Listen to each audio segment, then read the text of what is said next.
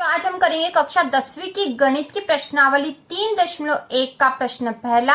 आफताब अपनी पुत्री से कहता है 7 वर्ष पूर्व मैं तुमसे 7 गुनी आयु का था, अब से 3 वर्ष बाद मैं तुमसे केवल 3 गुनी आयु का रह जाऊंगा।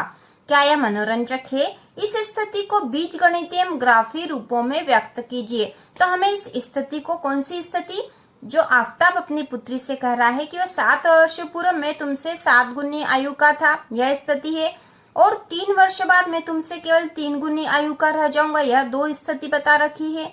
तो ऐसी स्थिति को हमें बीजगणितीय और ग्राफी रूपों में व्यक्त करना है। तो इसे हल करेंगे। अब हम इसे हल करने के लिए सबसे पहले हम मानेंगे, माना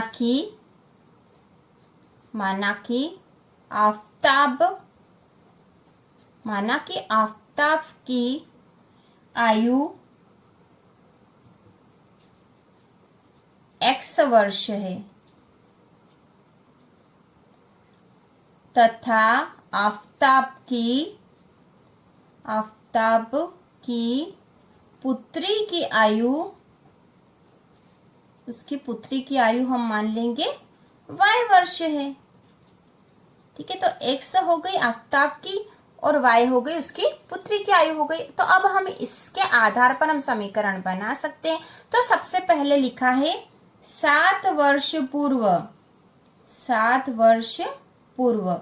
तो आफताब कह रहा है कि 7 वर्ष पूर्व मैं तुमसे 7 गुनी आयु का था। तो आफताब अपनी पुत्री से कहता है कि 7 वर्ष पूर्व मैं तुमसे 7 गुनी आयु का था। तो 7 वर्ष पूर्व की बात है, मतलब जो x वर्ष जो आफताब की आयु बताई थी तो वह भी 7 वर्ष कम होगी, मतलब इसमें से 7 घटा देंगे और y भी 7 वर्ष कम होगी।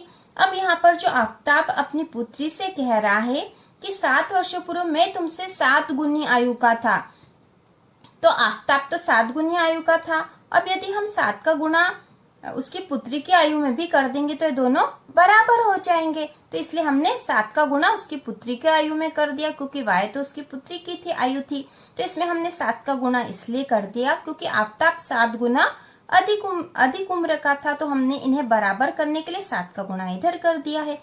अब हम इसको हल करेंगे तो x ऋण 7 बराबर 7 का y में गुणा हुआ तो 7y, ऋण 7 का 7 में गुणा करा तो 49 हो गए हैं। अब हम निकालेंगे x ऋण 7y। ठीक है, x ऋण 7y, हमें x और y की समीकरण बनानी है। तो x ऋण 7y बराबर ही ऋण के 49 है, और ये ऋण का 7 इस तरफ आएगा तो धन का 7 हो गया। ठीक है, धन का 7 हो गया है।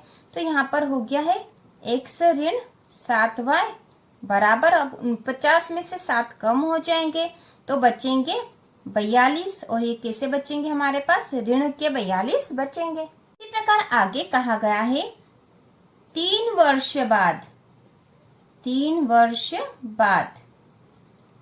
बाद क्या स्थिति होगी। तो यहाँ लिखा कि 3 वर्ष बाद मैं तुमसे केवल 3 गुनी आयु का रह जाऊंगा। तो आफताब अपनी पुत्री से कह रहा, तो आफताब तो x है, आफताब की जो आयु है x है, उसकी पुत्री की y है, और 3 वर्ष बाद है, मतलब 3 वर्ष उसमें जुड़ जाएंगे, इसमें भी जुड़ जाएंगे। तो 3 वर्ष बाद मैं तुमसे 3 गुनी आयु का रह जाऊंगा। तो 3 गुनी आयु का कौन हो जाएगा, आफताब। ठीक है, और यदि हम इसमें 3 का गुणा कर दे तो दोनों बराबर हो जाएंगे। ठीक है, दोनों बराबर हो जाएंगे। अब हम इसको हल कर लेते हैं। तो x धन 3 बराबर 3 का y में गुणा करा तो 3y, फिर धन, क्योंकि ये भी धन है और धन, तो धन होगा, धन का धन में गुणा हुआ तो धन हो गया, फिर 3 का 3 में गुणा होगा तो 9 हो जाएगा। अब हमें चाहिए x, ये 3y इस तरफ आ जाएंगे तो ऋण के 3y हो गए, 3y इधर आ जाएंगे तो ऋण के हो जाएंगे। अब बराबर की इस तरफ 9 तो है ही सही, और ये धन का 3 इस तरफ आएगा तो ऋण का 3 हो गया। तो यहाँ पर बन जाएगा x ऋण 3y बराबर 6, 9 में से 3 घट गए तो 6। तो इस प्रकार ये समीकरण बन गया है। तो हमारे पास 2 समीकरण हो गए हैं। पहला समीकरण था x ऋण 7y बराबर ऋण के 42, यह पहला समीकरण बना था, और दूसरा समीकरण है x ऋण 3y बराबर 6, दूसरा समीकरण है। अब हमने इस सवाल को आधा हल कर लिया, इसे बीजगणितीय रूप में हमने व्यक्त कर दिया। दोनों स्थितियों को बीजगणितीय रूप में 2 समीकरण के रूप में व्यक्त कर दिया है। अब हमें इसे ग्राफिक रूप में निरूपित करना है। तो ग्राफिक रूप में निरूपित करने का तरीका यह होता है कि हमें x का कुछ मान रखना पड़ेगा। यदि x का हम कोई भी मान रखेंगे तो हमारे पास y का मान भी आ जाएगा। ठीक है, दोनों समीकरण में हम ऐसा करेंगे कि x का हम कोई भी मान रख सकते हैं, 1 2 3 4 5 कुछ भी मान रख के हम y का मान निकालेंगे दोनों ही समीकरणों से, और जो मान आ जाएगा उसको हम ग्राफिक रूप में निरूपित करेंगे। तो चलो करते हैं। हमारे पास जो पहला समीकरण था वह था x ऋण 7y बराबर ऋण के 42। तो अब हम इसमें मान रखकर x और y के मान निकालेंगे। इसके लिए हम एक सारणी बना लेते हैं। ये x हो गया है, y हो गया है। यहाँ हम एक छोटी सी सारणी बनाएंगे ताकि हम x और y के मान उसमें रखेंगे। ठीक है, तो ये हमने बना ली है। तो सबसे पहले हम x का मान हम 0 रख के देख लेते हैं। ठीक है, x का मान 0 रख के देख लेंगे। तो x का मान यदि 0 रखेंगे तो y का कितना मान आएगा। ठीक है, तो यहाँ पर हम रफ में कर लेते हैं। ठीक है, रफ में हम कर लेंगे ताकि हमको अच्छे से समझ में आ जाए। ठीक है, ये रफ है, आप कहीं दूसरे रफ पेज पे कर सकते हो। तो x का मान तो हमने 0 रख दिया। ठीक है, तो ये 0 हो गया, इसका कोई महत्व नहीं बचा। तो ऋण के 7y बराबर हो गया ऋण के 42। ऋण के 7y बराबर ऋण के 42। ठीक है, y बराबर ऋण के 42 बट्टे ऋण के 7। यहाँ पे गुणा में तो बट्टे में चला गया, ऋण से ऋण कट गया, 7 छंग 42, y बराबर आ गया 6। तो यहाँ y का मान 6 आ गया। यदि x का मान 0 रखते हैं तो y का मान 6 आ जाता है।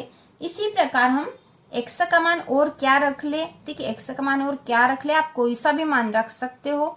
ठीक है, हम यहाँ पर 7 है, 7 छंग 42, तो हम ये 7 रख लेते हैं। ठीक है, अब x का मान हमने 7 रख लिया।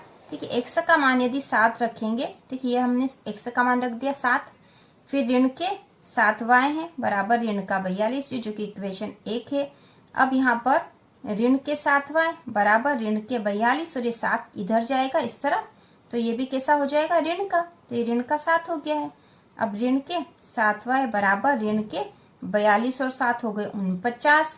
अब y बराबर हो जाएगा ऋण के 49, ऋण के 49 बट्टे ऋण का 7। ठीक है, ऋण से ऋण कट गया, 7 ही 7 49, तो 7 माना गया। यहाँ पर कितना माना गया 7, तो हम यहाँ लिख देंगे।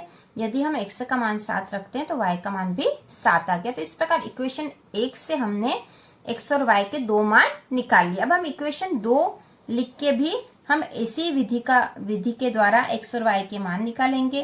तो इक्वेशन 2 थी x ऋण 3y बराबर 6, x ऋण 3y बराबर 6। तो इसमें भी हम x और y के मान रखेंगे। ठीक है, ठीक है, x है और ये y है। x का मान सबसे पहले क्या रख ले, तो x का मान रख लेते हैं 0, इसमें भी 0 रख के देख लेते हैं। तो यदि x का मान 0 होगा, ठीक है, यहाँ पर करके देख लेंगे।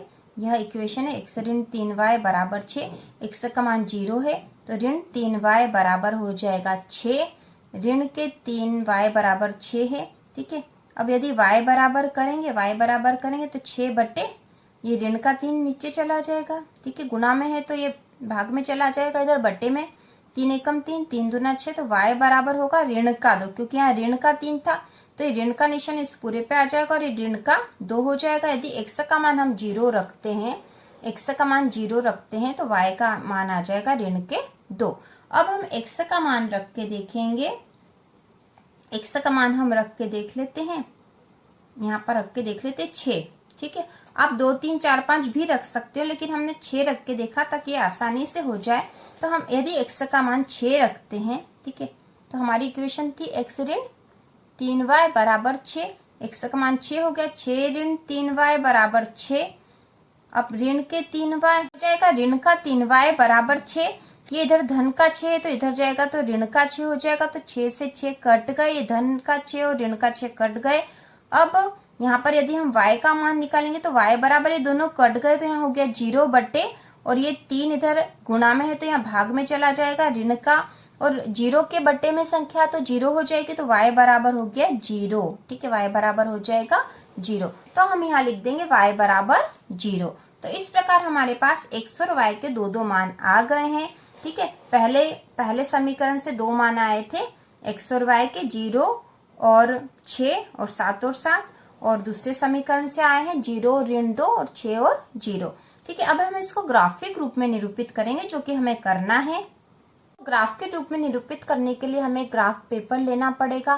ठीक है, हमारे पास दो इक्वेशन से दो दो मान आ गए थे, एक्स और वाई के मान हम इस ग्राफ में रखेंगे। तो यहाँ पर हम एक कुछ इकाई ले लेंगे, जैसे कि ग्राफ पेपर है, और यहाँ पर हम एक इकाई लेके चलेंगे। तो हम इसमें इस खंड को दो भाग में बांट के इसको 1 और 2 ऐसे नाम दे देंगे, 1 2 3 4। ठीक है, ये 3 4, ये 5 6 7 8 9, ये 10 हो गए यहाँ।